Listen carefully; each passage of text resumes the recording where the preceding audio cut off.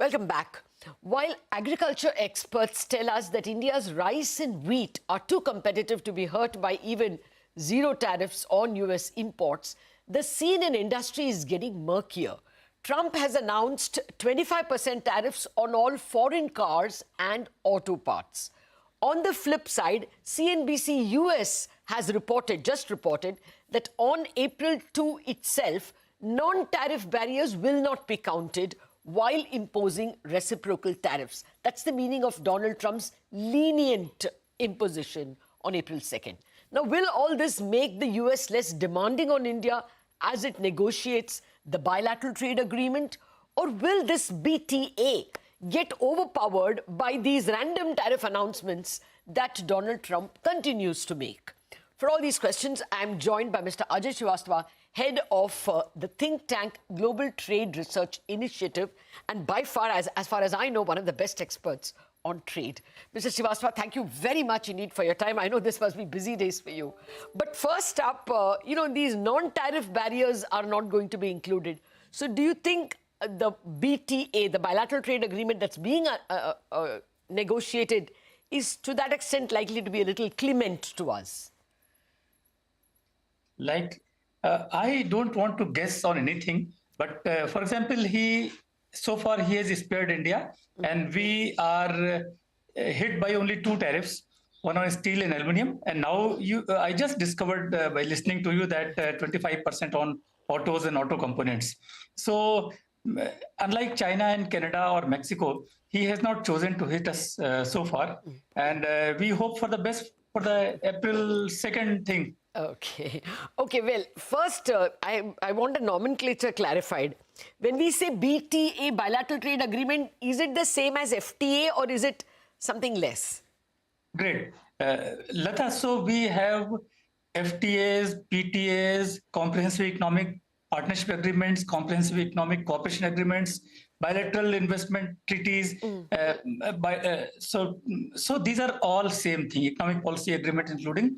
They all indicate to a free trade agreement. These are different nomenclature, but they basically entail giving preferences to the partner countries. Each other partner countries, they entail preferences, tariff preferences, other preferences. So this is an FTA only. BTA is a fancy word like SICA or SIPA they are. Okay, that's important.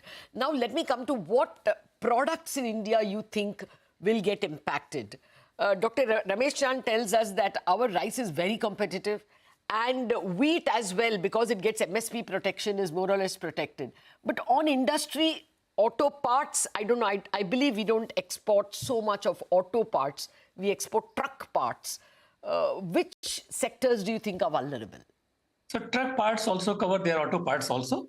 And our exports of auto parts are $2.8 billion to the US in the January to December 2024. So US global imports are about $90 billion. We supply just $2.8 billion, and US gets most from Mexico. Now imagine a scenario. He's hitting us with 25%. We're hitting everyone else also with 25%. That means everybody is at the equal disadvantage unless he gives exemption to Mexico or some other big country or a big supplier. So everybody is at equal disadvantage. So I don't think it will hit us hard. And then, auto tariffs, they are part of very tightly enmeshed global value chains. So some of the US car makers, they're assembling cars in US, but they are buying auto components from India. And I don't think it will take a hit. Second, This is a big relief, sir, that, you're right. If all of us are going to be hit by the same thing, then, we may not necessarily have to suffer. You were going to say something else? He also hit the passenger cars. So by 25% tariffs. So I say, please go ahead, 25%, hit us with 100%. It doesn't make any difference. Our exports to US, they are declining. They will be less than $10 million this year. So our industry will not even notice any tariff differences. We'll stop exporting to them $10 million. But the real danger is if government takes corrective steps, which means government under pressure from US cuts its own passenger car tariffs. That will be a real calamity. I want to share a small example in 20 seconds. Australia had 25% tariffs on its passenger cars in late 80s. And more than 10 global manufacturers, they are making cars in Australia. Then Australia thought that 45% is too high a tariff. They cut it to 5% in the next 10 years. And every single auto manufacturer disappeared from Australia.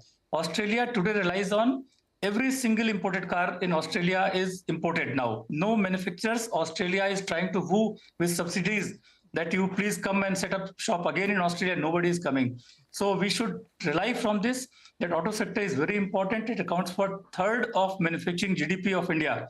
So even though Mr. Trump hits us with high tariffs on passenger cars, we should not try to lower the tariffs beyond a point. Some, of course, from 100 to we can cut by a certain percentage point, but we should never drastically lower it.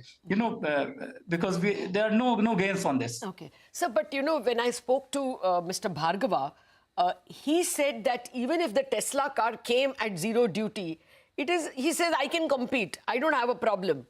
The problem will only be if they say that they are excused of countervailing duty, because the auto industry in India pays between 28 and, even 40% GST.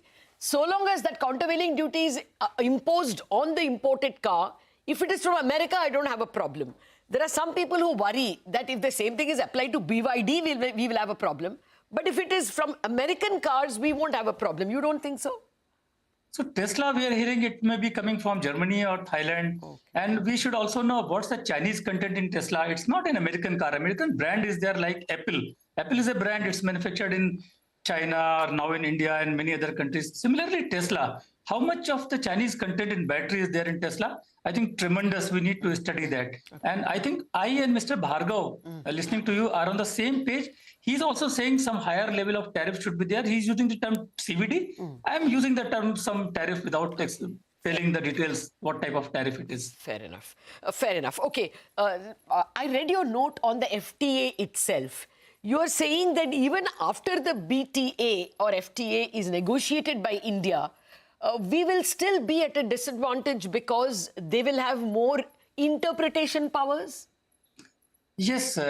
So, Lata, the issue is that, in most of the US FTAs and even decisions at the WTO, they have been taken under the fast track authority. So, US Congress, it authorizes the US president to negotiate trade deals. When the deal is done, it is presented to the Congress. Congress can say yes or no, can't modify it. Today, that fast track authority it expired in 2021, and US president or negotiating team has no authority to cut tariffs.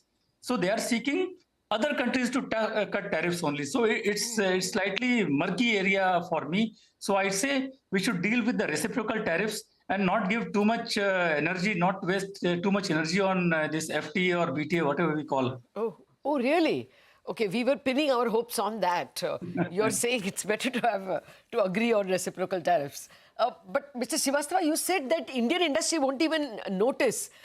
It will be only $10 billion of exports to the US. $10 million. 10 million? Passenger car exports to passenger US. Passenger car, I agree. But yes. Overall, our exports is 45 billion for FY24, isn't it? I mean, overall Indian exports to the US. So overall Indian merchandise exports to US last year were, in calendar year 2024, were $82 billion, considering Indian data, $92 billion considering US data. Okay. So it's high. But Lata, point to be noticed is this. About 90% of the industrial goods, all types of US supplying or not supplying, we already allow our FTA partners like Japan, South Korea, ASEAN, zero tariff access to India. Indian industry is well attuned to zero tariff imports on 90% of industrial goods. Everything almost except passenger cars and some more. So my theory is that we should offer those 90% industrial tariff lines to the US. We agree to make tariffs zero from day one, provided you also reciprocate and make your tariff zero from day one. So that will take care of 90% of US exports to India. So all this tariff problem will go except for the agriculture, which accounts for less than 5% of US exports to India. Okay. No, agriculture, it's apparently only corn and soya bean where we could be very badly hurt, according to some experts. But, sir, I want to come back again to the industries that may be hurt. We were told that apparel and jewelry can be hurt. Is that right? So, apparel, all the developed countries, including US or European Union, very cleverly, they already charge very high tariffs on the apparel. All the labor-intensive goods, apparel, shoes, handicraft, they charge high duties so that they can have some controlling levers on developing countries and LDCs. So they already have high tariffs, and the tariffs are comparable, so we won't be hit. And I was talking to one of my friends in apparel industry. He was saying we will be very happy to go for zero on apparel. Oh, okay. That's good to hear if that's the case. We will try and invite textile experts as well, or apparel experts as well. Yes. Finally, Mr. Srivastava, what you're saying is that as we approach April 2nd, we should not worry much if there are reciprocal tariffs. And the BTA is not that big a deal for us. Because BTA goes beyond tariffs. US is forced us to talk on intellectual property right, dilute your patent laws, allow access to government procurement. You dilute all your digital laws. For example, RBI mandate is there that financial data should be stored in the country. They will press us on all these issues, which we should avoid right now. Reciprocal tariff, as I say, 95% of US trade, that is industrial goods, we can absorb happily. And before April 2, now it's too late now, we should make an offer. Their team is in Delhi now. We should give a list to them. We are happy. We'll be happy to cut the tariff to zero on industrial products. From day one, you also agreed to do that. We will broadcast your views as far and wide as we can, and hope that will form part of the arguments or thinking that the Indian team is now underway, that the Indian team is negotiating. Thank you very much, Mr. Srivastava, for your time today. It makes us happy to hear that most of Indian industry won't even notice if the reciprocal tariffs are imposed. What we should beware is that when we negotiate the BTA, we don't allow unnecessary arm twisting by the US. That's the big message from Mr. Srivastava. Yes. Thank you very much for joining us. That's it on this edition of Indianomics. Thanks for watching.